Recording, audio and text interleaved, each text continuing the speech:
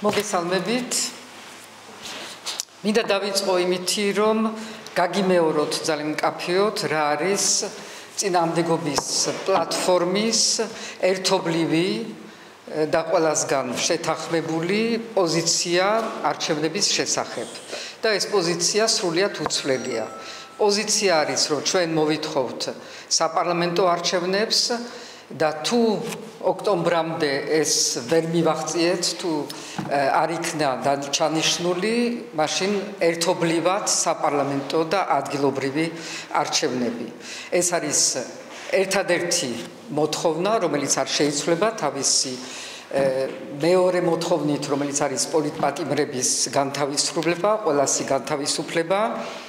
ეს არჩევნები არ უნდა ჩატარდეს ივანიშვილის წესებით, ივანიშვილის და მისი სუსის კონტროლის ქვეშ. ამისთვის ჩვენ მოვამზადეთ სრულყოფილი დოკუმენტი, რომელიც ასახავს ჩვენ პოზიციებს და ჩვენ მოთხოვნებს, როგორი უნდა იყოს და როგორ უნდა ჩატარდეს ეს არჩევნები. როგორ მივაღწევთ არჩევნებს, მივაღწევთ სწორედ იმითი, რასაც დღესაც ვხედავთ, თუ გავახილეთ თვალი, ეს არის რყევები ამ რეჟიმის, რომელიც გრძელდება ყველანაირად, ეხება შინაგან საქმეთა სამინისტროს და ბევრ სხვა უწყებას. ის ნიშანი, რასაც ვხედავთ ჩვენ ამავე დროს, რეპრესიები რომ გრძელდება და ახალი ტალღა რეპრესიების რომ იწყება, ესეც არის სისუსტის ნიშანი ამ ხელისუფლების.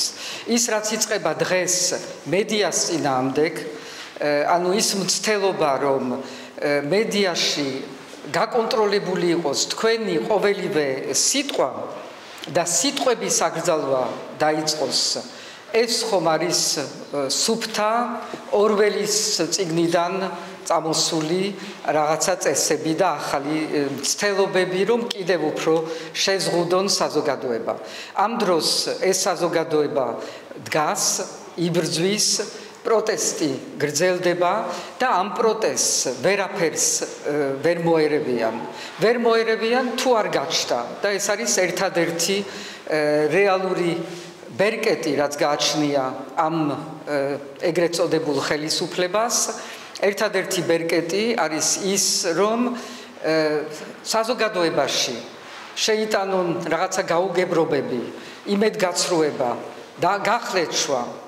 და ეს არის, რასაც უნდა ჩვენ ყველამ ერთად შევებრძოლოთ და შევებრძოლებით. ანუ ერთიანობა იმაში, რომ ჩვენ მხნეთ და გამართებით ვიდგეთ და გავაგრძელოთ ეს ბრძოლა ბოლომდე, რომლის ბოლო უკვე მოჩანს. წინააღმდეგობის ურყევი ძალა, ნდობა ერთმანეთის და საზოგადოების და ბუნდოვანების და გაუგებრობის არ შემოტანა ამ ბრძოლაში. მეორე მე მინდა რომ გაგაცნოთ შვედეთის პრემიერის წერილი, რომელიც მივიღე პერსონალურად, რომელიც გამოთქვავს ძალიან დიდ წუხილს იმის შესახებ, თუ რა მდგომარეობა არის დღეს საქართველოში დემოკრატიის კუთხით და ადამიანის უფლებების კუთხით, რომ რეალურად სამოქალაქო სივრცე არის ძალიან შეზღუდული და კიდევ უფრო იზღუდება და ეს რომ არ შეეფარდება არც ევროკავშირის ღირებულებებს და არც საქართველოს გზას ევროპისკენ.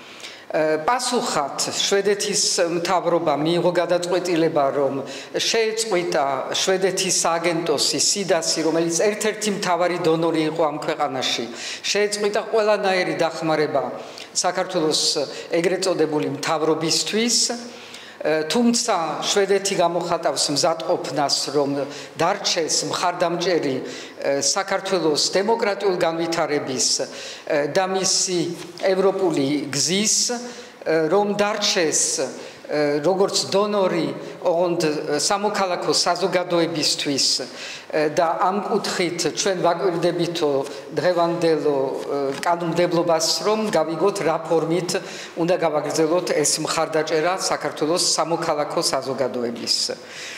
ჩვენ როგორც სხვა ევროპის ქვეყნებიო გავაგრძელებთო ძალიან მკაფიო დამკვირვებას საქართველოს მდგომარეობისო, ვრჩებით როგორც დიდი მხარდამჭერი საქართველოს მოსახლეობის და მისი ევროპული გზის და მისი დემოკრატიული განვითარების და ველოდებით რომ საქართველოს მთავრობა მიიღოს აუცილებელი ნაბიჯები იმისთვის რომ დასრულდეს კრიზისი და დაბრუნდეს ნდობა დემოკრატიული ინსტიტუტების. ეს გამოსვლა კრიზისიდან ჩვენ კარგად ვიცით, რომ არის ერთი და მხოლოდ ერთი, ეს არის ახალი საპარლამენტო არჩევნები. არც ერთ სხვა ფორმას, არც ერთ სხვა არჩევნების ჩატარებას არ აქვს უნარი, რომ ქვეყანაში დაასრულოს არა ანტიდემოკრატიული რეჟიმი, ანტიამერიკული, როგორც ამერიკელებმაც თქვეს და ანტიევროპული, როგორც ამბობენ ევროპელები, ერთადერთი გზა, მშვიდობიანი გზა არის ახალი საპარლამენტო არჩევნები.